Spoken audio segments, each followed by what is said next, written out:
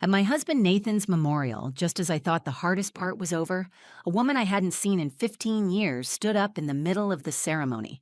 Elaine Rivers. She didn't ask to speak. She didn't look at me. She looked at the crowd, our friends, Nathan's colleagues, his family, my daughter. Then she said, loud and clear, "He always regretted marrying her." The air left the room. A few people shifted uncomfortably. Others leaned forward, pretending to be surprised, though I could see the small, excited glimmers behind their eyes, the kind that only show up when gossip tastes better than grief. I sat there frozen, not because it was unexpected, but because it confirmed the fear I never wanted to name out loud. Elaine didn't cry. She didn't shake. She stood there with perfect posture in a black silk dress, like she was at a fundraiser, not a funeral. Her voice was smooth, almost rehearsed. Whispers spread like wildfire. My mother, Evelyn, gripped my hand so tightly I lost feeling in my fingers. My 10-year-old daughter, Lena, looked up at me confused, not fully understanding what had just happened, but sensing that something was wrong. I didn't say a word. I didn't flinch. I didn't get up. I didn't defend myself. I just kept my eyes on the casket. I thought I could endure the whole day without breaking. I had practiced my silence, rehearsed every polite thank you I'd need to say, but nothing prepared me for this. Elaine, Nathan's ex from med school, the one everyone used to whisper about at family events, had decided that my husband's funeral was the perfect time to reclaim her piece of him, and she did it with one sentence. He always regretted marrying her. I felt every eye on me. Some looked shocked. Some looked like they already believed her, but I didn't speak. I didn't need to, because Nathan had left something behind, something no one in that room was expecting. As the lawyer stepped forward, holding the sealed envelope Nathan had written before he died, the entire room went quiet. Elaine stayed standing. She didn't stay that way for long. "My name is Mira Calloway. I'm 37 years old. I live in Asheville, North Carolina, and until 3 weeks ago I was married to a man named Nathan. We were together for 12 years. We had a daughter, Lena. We built a life that looked simple on the outside but had its own quiet beauty. Nathan wasn't the grand romantic type. He wasn't the kind to write long love letters or plan surprise vacations. But every morning he made me coffee before I got out of bed. Every Friday he brought home a tiny bouquet of white tulips from the same farmer's market. Every night, even the bad ones, he told Lena a story that ended with the same line, "You're the best part of my whole world." He was a pediatrician, beloved in the hospital, respected, even envied by some. But when he came home, he left that world at the door. He became Nathan the husband, Nathan the dad, the man who watched terrible cooking shows with me, the man who cleaned the gutters without being asked. When he died, everything stopped. It was a heart attack. He was out for a morning run before work, just like he always did. When I didn't hear him come in by 7:15, I checked his location. The pin wasn't moving. I called. No answer. I called again. No answer. 15 minutes later, my phone rang. It wasn't him. It was a number I didn't recognize. A woman's voice said, "Ma'am, are you the emergency contact for Nathan Calloway?" I don't remember much after that. I remember Lena asking why I dropped the phone. I remember Evelyn, my mother, driving me to the hospital and saying nothing. I remember the nurse's eyes when she walked into the waiting room. She didn't have to say anything. I already knew. The days after blurred into each other. People brought casseroles. My sister, Carly, flew in from Phoenix. Bryce, Nathan's younger brother, drove in from Charlotte and handled all the paperwork. Evelyn stayed with us, sleeping on the pullout in Lena's room. Everyone told me to take it slow. "Don't think about the funeral yet," they said. "Give it time." But the funeral came quickly, like grief was on a schedule I hadn't agreed to. I didn't want to plan it. I didn't want to see his name printed on a program. I didn't want to pick out music or flowers. But I did, because there was no one else to do it, and because Lena asked if she could read something for him, and I told her yes. It was supposed to be small, just family, a few friends, his colleagues. But word spread. The room filled. Faces I hadn't seen in years showed up. Some I didn't recognize at all. And then I saw her, Elaine Rivers, tall, poised, dressed like she'd stepped off the cover of a magazine. Nathan had dated her in med school. They were serious once. He told me about her early on in our relationship. He said she was brilliant and ambitious and didn't want the same things he did. That was the end of it. Or at least, that's what I thought. She didn't speak to me when she arrived. She didn't nod, didn't offer condolences. She just found a seat near the center aisle like she had every right to be there. Bryce gave a short eulogy. It was simple, honest, exactly what Nathan would have wanted. Evelyn spoke too. Her words were a little more emotional, a little shakier, but kind. Lena got up with a crumpled paper in her hand and read a poem she wrote about my daddy who made pancakes better than anybody. I didn't speak. I had planned to. I had something written down. But when I stood up to walk to the front, my legs wouldn't move. My chest tightened. I sat back down. People nodded. They understood. No one expects a widow to be strong at her husband's memorial. But then, Elaine stood up. And everything changed. In that moment, I didn't feel like Nathan's wife. I felt like a stranger at my own husband's funeral. Everything I believed about us, our marriage, our home, the life we built, was suddenly under a spotlight I hadn't asked for. I had no idea what she was about to say, but the way she stood there, the way she held the room with just her presence, I knew it wouldn't be kind, and I knew I wouldn't forget it. Elaine stood up in the middle of the room like it was her right. There was no announcement, no signal. She rose slowly, confidently, smoothing her dress with one hand, as if preparing for a speech she had waited years to give. I could feel my heartbeat in my throat. I didn't move. Neither did anyone else. She cleared her throat. I wasn't planning to speak, she began. But when someone like Nathan passes, you realize how many things go unsaid. There was a pause, a respectful one. The kind people give when they assume what's coming will be heartfelt, maybe even healing. But then she smiled, a tight, practiced smile, and continued. I knew Nathan before most of you, before the white coat, before the house in the hills, before the pancakes and poetry and front porch swings. I knew him when he still talked about working overseas, saving lives, doing something extraordinary. Her voice was smooth and controlled. She was speaking to everyone and no one. My skin tightened. Evelyn reached across and rested her hand on my knee. I didn't look at her. Elaine went on. When we were younger, we had dreams. We were reckless and wild and full of hope, and Nathan was so alive then, passionate, unapologetic. He used to say he didn't want a quiet life. He wanted one that mattered. People were listening, really listening. I could feel their attention shifting, not just to her words, but to what she might be implying. I wanted to interrupt, to ask someone to stop her, but I couldn't move. I was holding on to Lena's hand, and I could feel her small fingers curling tighter. Then Elaine delivered the line that changed everything. He always regretted marrying her. She didn't say my name. She didn't have to. Everyone knew who she meant. Every single person in that room turned their eyes to me. Some looked stunned, some embarrassed. A few looked curious, like they were waiting to see if I'd break. I didn't. I just stared straight ahead. I told myself not to react, not to give her the power she came here to take. But inside, something cracked. She kept talking. I'm not here to start anything. I loved Nathan once. I always respected him. But truth deserves a place at the table, too. Bryce stood then. He didn't say anything, just shifted behind her, as if positioning himself to step in if she went any further. But she got the message. She stepped back and sat down, smooth as ever, like her words hadn't just fractured the room. The silence that followed was loud, the kind that echoes inside your ribs. Someone coughed. Someone else whispered, "Did she really just say that?"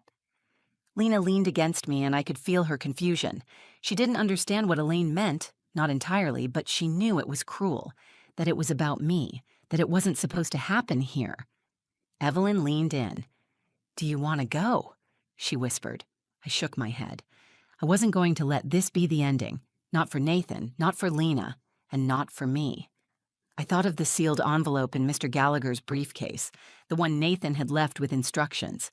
To be read only if necessary, he'd told the lawyer in writing. He had written it just weeks before his death. I hadn't read it. I didn't even know what was in it. But I trusted him. And now, with the room divided, with doubt hanging in the air like smoke, I realized this was what he meant. It was necessary. Mr. Gallagher looked over at me.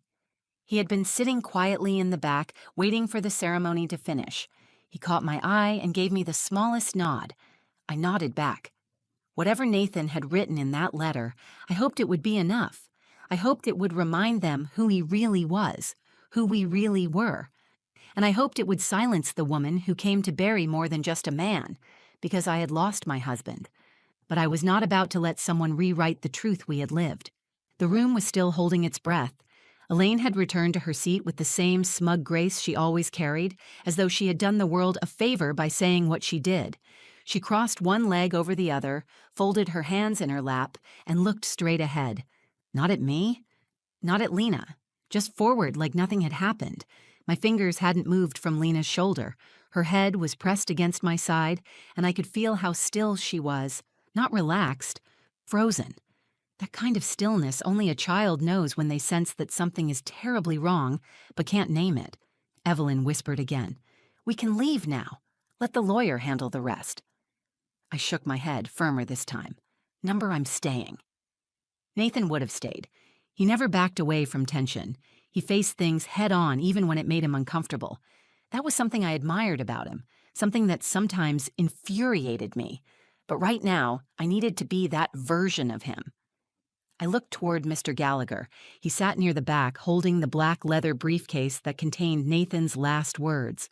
When we had spoken 2 days earlier, I hadn't asked what the letter said. I didn't want to read it before the service. I wasn't ready to hear his voice in a past tense.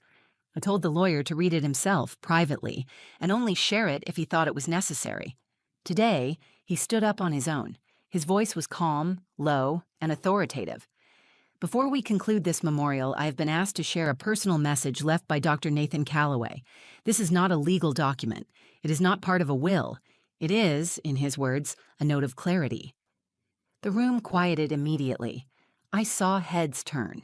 Even the people who had been sneaking glances at Elaine shifted their eyes to Mr. Gallagher. Elaine's expression flickered for the first time. Her smile didn't disappear, but it faded, just enough for someone paying attention to notice. Mr. Gallagher pulled a sealed envelope from his briefcase. The seal was still unbroken.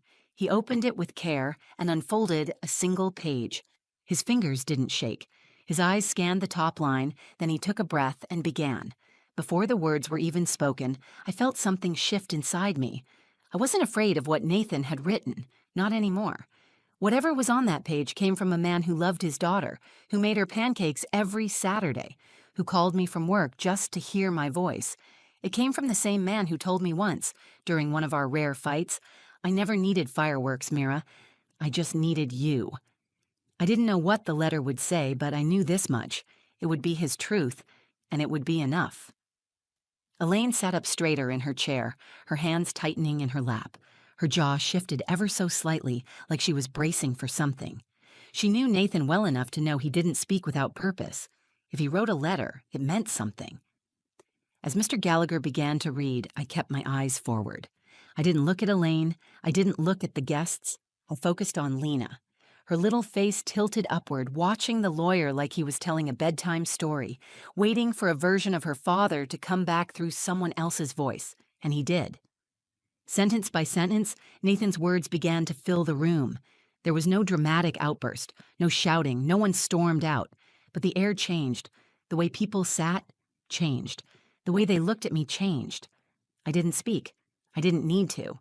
Nathan had chosen his words carefully, and now he was choosing the moment to use them. I realized in that instant that he had known.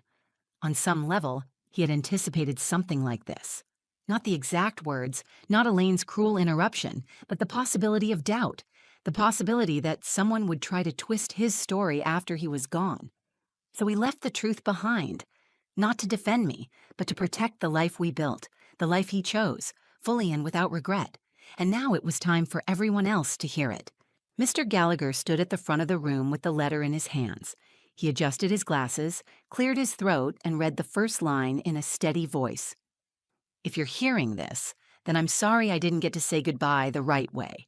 I've always hated unfinished conversations, and I didn't want to leave this one undone." The room leaned in. Conversation stopped. Even the fidgeting guests went still. The shift was immediate and total. I spent most of my adult life believing that success was measured by how many people respected me, how many degrees I had, how many children I could treat and send home to their parents smiling. But then I met Mira. I felt a breath escape me. I hadn't realized I'd been holding it in. She didn't fall in love with my title. She didn't care about my residency rank or what hospital would take me. She asked what books I read, what scared me, what made me laugh. She made space for who I was when the rest of the world only cared about what I could do. A few people turned their heads toward me now, not with judgment, with something softer, recognition, realization. I want to be clear. I did not regret marrying Mira.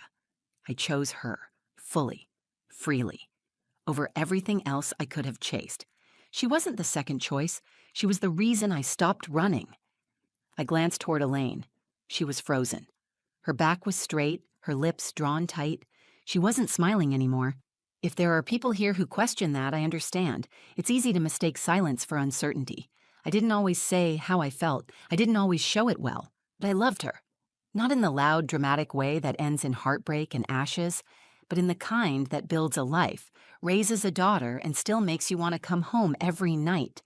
My eyes blurred, but I didn't cry. Not yet. I wasn't ready for tears. I was too focused on listening to him. It felt like Nathan was still here, like he was standing beside me, hand resting on my shoulder, reminding everyone who he was and who we were. To my daughter, Lena, I hope one day you understand how much your mother held this family together. I hope you inherit her strength, her heart, and her stubborn belief in love even when it hurts.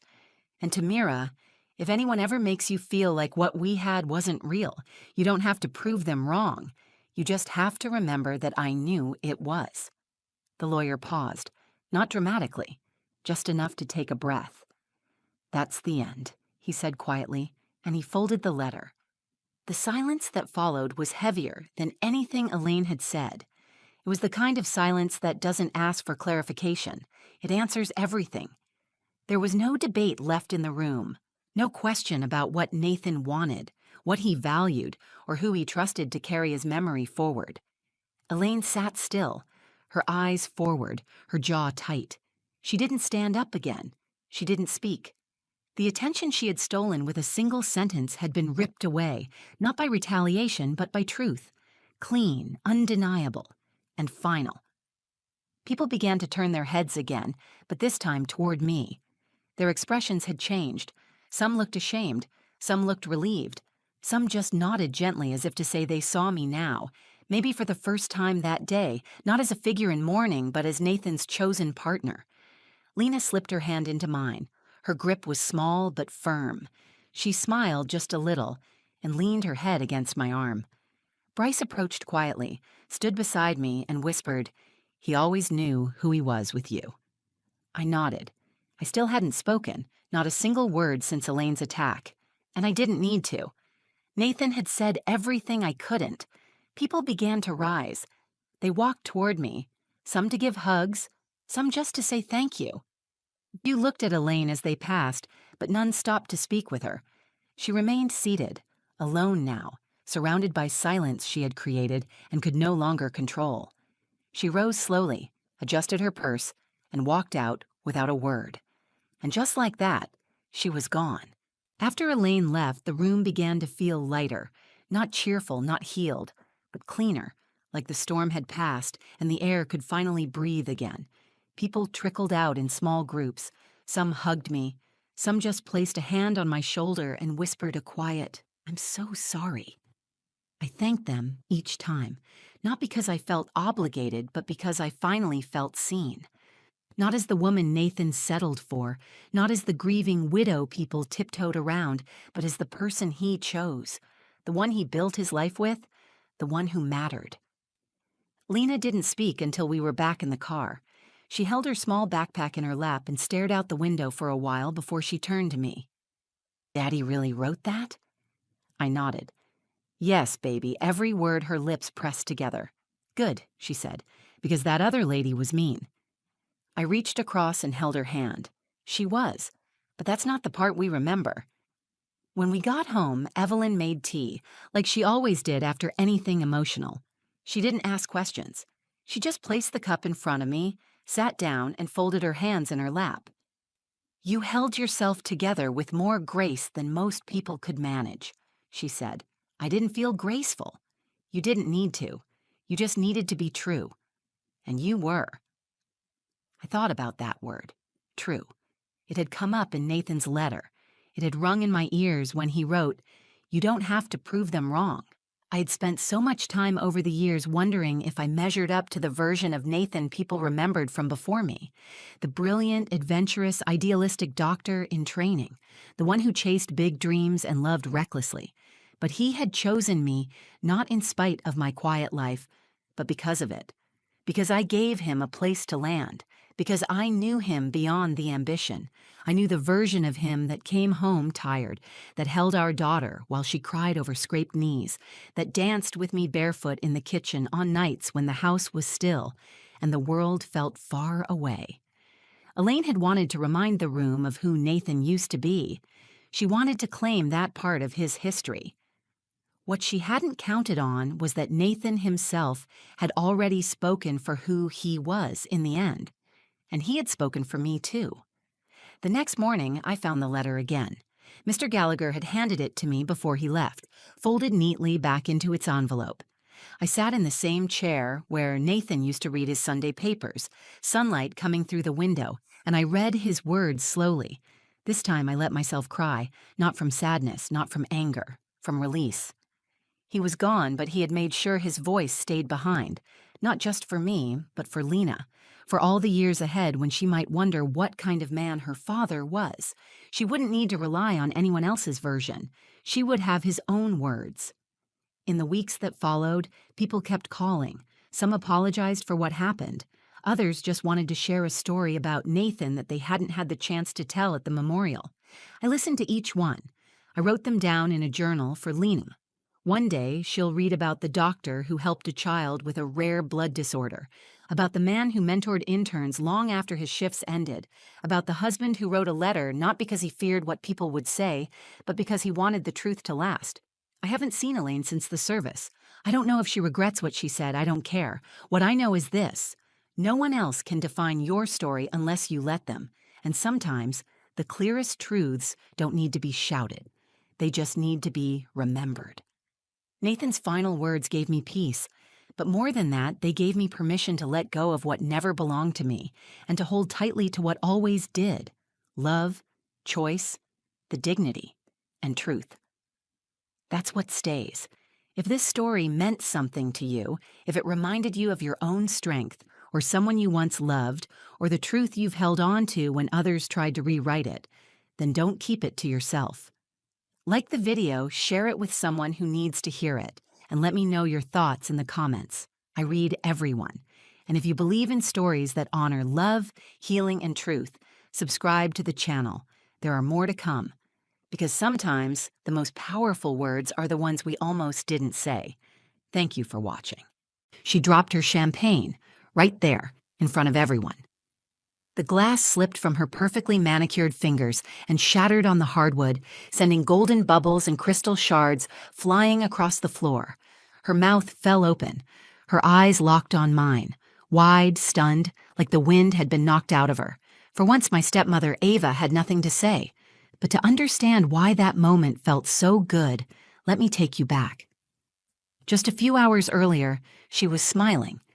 Smiling. My stepmother Ava stood there in her white silk dress, diamonds catching the sunlight like tiny weapons. It was my father's funeral, and she looked like she was stepping onto a red carpet. She sipped champagne, yes, champagne, and walked through the cemetery as if she owned it. Technically, she thought she did. I stood near the casket, my hands clenched so tight my knuckles were bone white. The scent of lilies and polished wood clung to the air like grief itself. People came and went, hugging me, murmuring words I couldn't hear. Their eyes were heavy with pity. I was Thomas Hale's only child, and yet somehow I felt like the outsider. Ava, young, poised, and barely older than me, moved through the crowd like she was accepting condolences for a distant colleague, not her husband. I caught Uncle Greg's eye across the sea of black suits.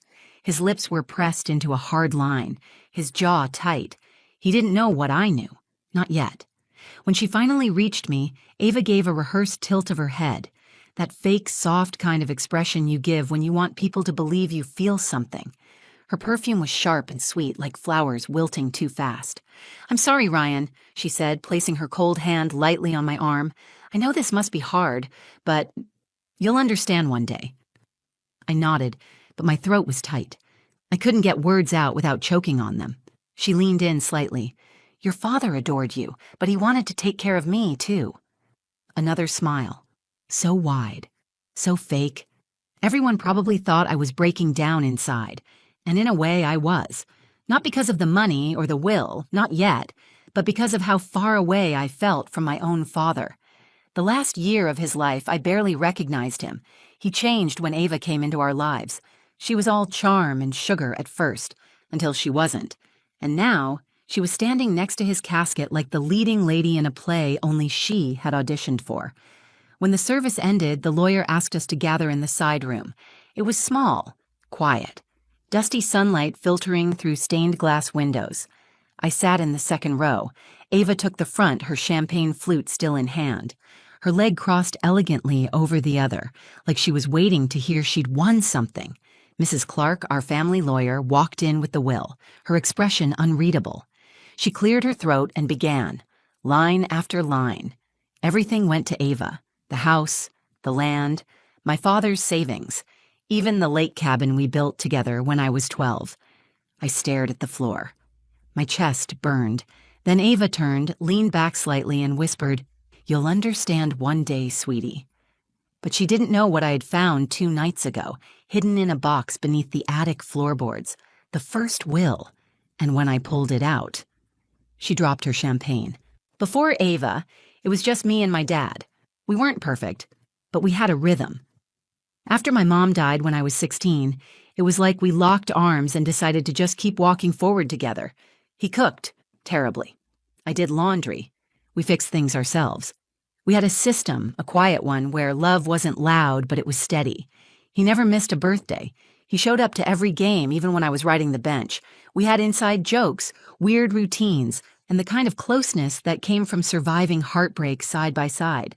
That's what made it so hard to watch it all slip away. Started slow. I came home from college one weekend and noticed the house smelled different. Expensive candles, perfume that didn't belong to either of us. The kitchen was spotless. My dad was humming. "She's something special, Rye," he said, cheeks a little red like a teenager. "Her name's Ava. We met at a charity auction.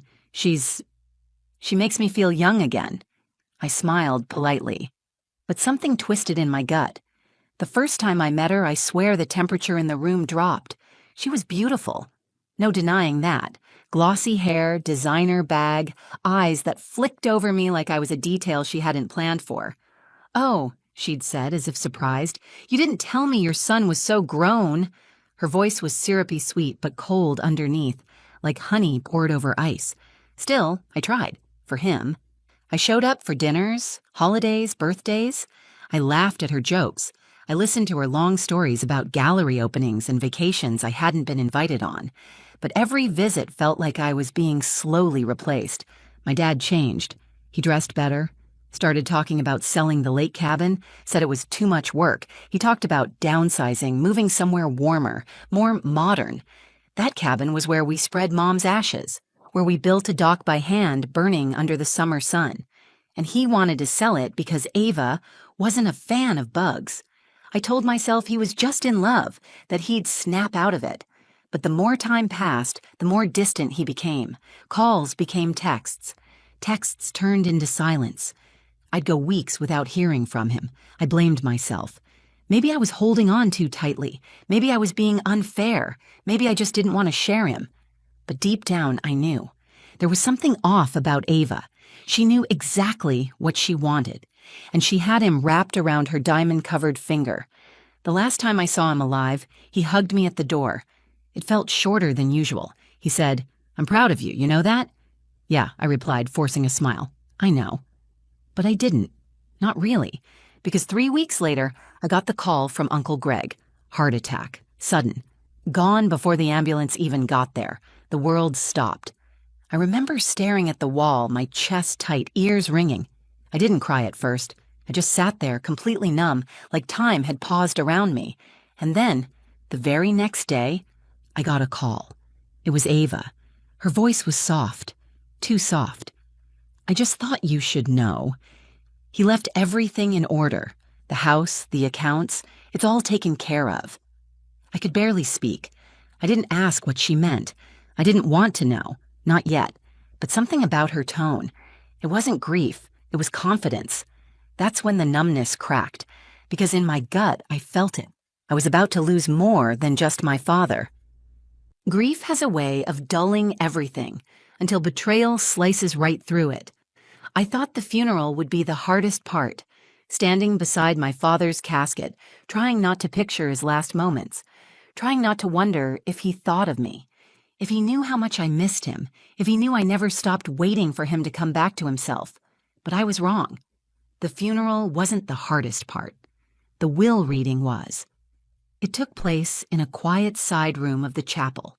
Wood-paneled walls, heavy curtains, and chairs that creaked every time you shifted your weight. The kind of room that smelled like old books and secrets. A dozen or so people had gathered. Uncle Greg, Mrs. Clark, our family lawyer, a few distant relatives and family friends, and of course Ava, my stepmother, sitting front and center like the grieving widow out of a soap opera. She wore a black dress that hugged her perfectly, with a diamond necklace that caught the light every time she moved. A fresh glass of champagne in her hand, her red lipstick untouched, not a tear in sight. She looked like she was attending a premiere, not mourning her husband. She glanced back at me once, smiled, not warm, not apologetic, just pleased. Mrs. Clark stepped forward, opened a leather folder, and began to speak. Her voice was measured and professional, but each sentence landed like a punch to the gut. "To my beloved wife, Ava Hale, I leave the house." My stomach sank. "The lake property." I stared at the floor, my heart thudding in my chest. All investment and retirement accounts. My jaw clenched, blood roared in my ears. As well as my personal belongings and remaining assets, with the intent she carry forward the legacy of our home. There was no mention of me. Not one line. It felt like the air had been sucked out of the room. Everyone looked at me, some confused, some sympathetic. I caught Uncle Greg's eyes. He looked stunned, like he couldn't quite believe it either. I sat there, frozen. My fingers curled into fists against my knees. The pressure in my chest grew tighter, hotter. I could feel the humiliation crawling over my skin. I wasn't just grieving. I was being erased. And then Ava turned her head ever so slightly toward me. Her voice was a whisper, but it sliced through the silence like a knife. "You'll understand one day, sweetie," she said with the softest, most insincere smile I've ever seen. Like this was all a lesson. Like she was doing me a favor. Her tone made my skin crawl. Like she wasn't just winning, she was enjoying it. And for a second I felt like everyone else believed her, that I was just some ungrateful adult child clinging to an inheritance that was never mine to begin with, that she was the poor widow just trying to honor her late husband's wishes. But she didn't know. No one did. 2 nights before the funeral, I'd found something buried in the attic. An envelope, yellowed edges.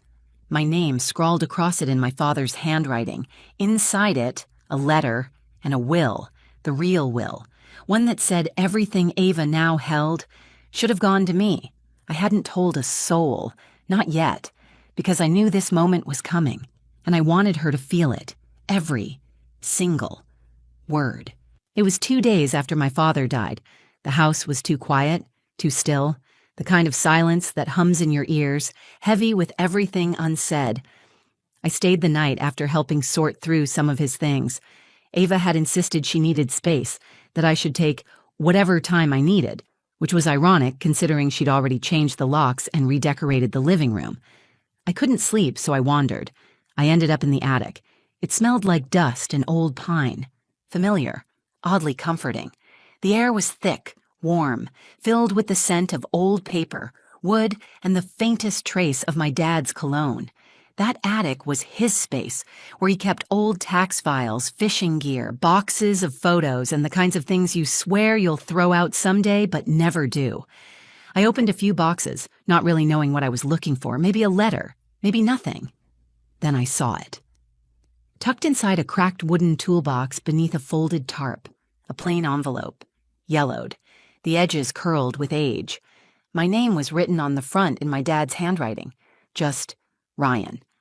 No love, no dear, no date, just my name. I held it for a moment, fingers trembling, heart pounding. The edges were brittle, but the seal was intact. I opened it slowly. Inside were two things, a letter and a legal document. I unfolded the letter first. The handwriting was shaky, like it had been written quickly, but it was unmistakably his. Ryan, if you're reading this, then something went wrong. I've been trying to rewrite the new will, but things got complicated. I let someone into our lives who didn't have your best interest at heart. I'm sorry I lost sight of what matters. This house, this land, that cabin, we built them together, you and me. They're yours. I know Ava won't like it, but this is what I want. Don't let her take that from you. I couldn't breathe. The room spun slightly, and I had to sit down right there on the attic floor. My eyes burned, but no tears came. I think I was too stunned. He knew. He knew Ava didn't care about the legacy, about our family, about me. And even if he didn't say it out loud while he was alive, he said it here, in writing, clearly, undeniably. I read the will next. It was dated over a year ago, before Ava ever came into the picture. It listed me as the sole heir, everything, the house, the land, his savings, even that old truck in the garage. It was all supposed to be mine. My fingers gripped the paper like it might disappear if I blinked. For a moment, I felt overwhelmed, grateful, heartbroken, angry all at once. He had tried. In his own quiet way, he had tried to do right by me. And then I felt something else. Focus. A cold, sharp kind of clarity. I didn't scream. I didn't rush to Ava. I didn't post about it or call anyone. I scanned the documents, called Mrs. Clark the next morning, and quietly asked her to confirm if it was still valid. She reviewed everything, twice. Then told me, in a calm voice, "This is the most recent legally binding will. If you want to contest the one Ava submitted, you'll win." I paused. "No," I said. "Not yet. Let her read the fake one first. Let her smile. Let her sip champagne. Let her think she'd won. I was going to let the truth speak for itself." I don't remember walking into the will reading. I remember floating. Everything felt slow, dreamlike, almost surreal, like I was watching a movie I'd already seen a dozen times in my head. But this time, it was real. My palms were cold, my spine straight, my face calm. Ava, on the other hand, was radiant. My stepmother sat in the front row, surrounded by people she barely knew, our family's friends, most of whom had only met her a few times. But they were all staring at her like she was the grieving widow of the century. She wore black lace and red lipstick. Her diamond earrings swayed with every confident nod. And in her hand, a fresh glass of champagne, as if she were toasting to victory. I watched her lean over and whisper something to Mrs. Clark. They both smiled politely, but I could tell Mrs. Clark was just waiting for me. The room quieted as the fake will was read. Ava barely blinked. She already knew what it would say, because she helped him write it, or at least she thought she did. Every word felt like a blade pressed against my ribs. To my beloved wife, Ava Hale. A glance toward me, subtle, smug. I leave my home, assets, and all remaining properties to ensure her comfort and care. My throat tightened, but I didn't flinch. Ava raised her glass slightly, not to toast, but to sip. She took a long, elegant drink, then looked back at me with that soft, patronizing smirk she wore like perfume. "I know this is hard, Ryan," she said in a voice meant for the whole room to hear. "But your father just wanted me to be secure. You'll understand one day." I smiled. For the first time since the funeral, I actually smiled. Just a little. Just enough. "Actually," I said, slowly standing up, "there's one more document Mrs. Clark hasn't read yet." Every head turned. Even Ava's expression wavered. I reached into the inside pocket of my jacket and pulled out a worn envelope. The original will. Mrs. Clark nodded, already expecting it. She opened the folder gently, unfolding the crisp, yellowed paper, and adjusted her glasses.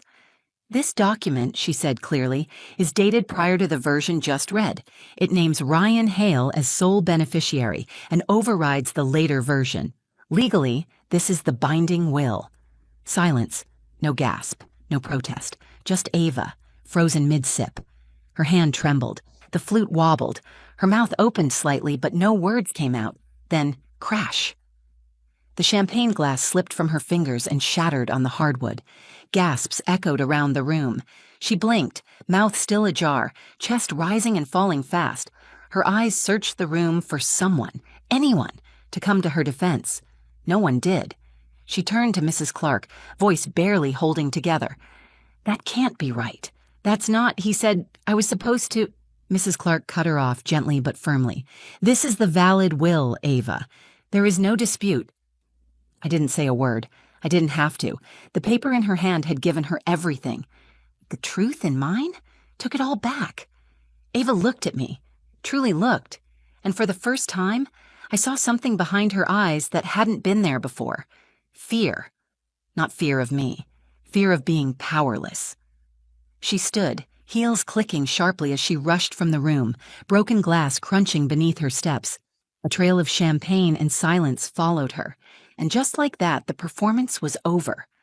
I looked down at the envelope in my hands, my father's words, his signature, his intentions, and maybe his apology. He hadn't forgotten me, not really. And now, everyone knew it. Ava never spoke to me again. She tried to contest the will, of course. Filed something within days, claimed it was fake, forged, whatever her lawyer could come up with. But it didn't go far. Mrs. Clark had notarized copies. The original was dated, signed, witnessed. Everything in order, ironclad. Still, Ava didn't go quietly. She lingered in the house for a week longer than she was supposed to, pretending to pack, dragging her heels, calling the press. She even gave an interview, claimed my father had been manipulated, that he wasn't in his right mind when he signed the first will. But deep down, I think even she knew. She had lost. She came in smiling, dressed in diamonds, sipping champagne. And she left in silence. The day she finally drove away for good, I stood by the front window and watched her car disappear down the long gravel drive. I didn't feel victorious. I didn't feel bitter. I just felt hollow, like something enormous had ended. But in its place, there was peace. The house was mine now, not just legally, but emotionally. Mine to fill again with the things that mattered. The scent of coffee in the mornings, my dad's old jazz records humming through the kitchen, the dusty lake cabin that no one else wanted to deal with. Yeah, I kept that too. I drove up there a week later and found the photo we took when we finished building the dock. I was 12. He had his arm around me. We were sunburned, grinning, covered in sawdust. I put it on the mantle. I didn't keep everything. I sold off some assets, donated a lot, let go of the things that felt like hers. I didn't want the legacy of my father's life to be cluttered with bitterness. I wanted to breathe again in the home we once shared. Uncle Greg still comes by every Sunday. He brings fresh bread from the market and doesn't ask questions unless I bring things up first. I think he knows that some things I'm still unpacking on my own. But I talk to my dad now, not out loud, just in my head, in quiet moments. When I'm watering the garden or fixing a loose floorboard or standing at the dock watching the sunset, I imagine what he'd say. I imagine him apologizing, not for falling in love again, but for forgetting, for losing sight of what we built. I imagine him saying he knew Ava was never going to love this place the way we did, that maybe, in the end, he'd remembered just in time. That will, hidden in the attic, was more than legal paperwork. It was a message, a correction. A kind of whispered, "I'm sorry." People ask me sometimes if I regret not confronting Ava sooner, if I regret letting her believe she'd won. But no, I don't, because what she never understood is this. Winning isn't about having the last word, or the flashiest exit, or the biggest glass of champagne. It's about what lasts. She tried to rewrite my father's story, tried to steal a legacy with her smile and a signature. But stories, the real ones, have a way of surfacing when they need to. And truth? Truth doesn't shout. It waits, quietly, patiently, and when it finally arrives, it doesn't need to break anything. It just lets you watch as the lies fall apart on their own. That day taught me something I'll never forget. Not everything worth keeping can be written into a will, and not everything taken can truly be owned. Some things, like love, truth, legacy, they belong to you, even when the world tries to rewrite the ending. If you've ever been underestimated, overlooked, or had something that was rightfully yours taken away, I see you, and I hope my story reminds you that patience isn't weakness. Sometimes it's the most powerful move of all. If this story hit home for you, let me know in the comments. I'd love to hear your story, or just that you stuck around till the end. And hey, if you liked this video, give it a thumbs up, share it with someone who needs to hear it, and don't forget to subscribe to the channel for more true, emotional, and unexpected stories like this one. Because this was just one chapter, and I've got so many more to tell.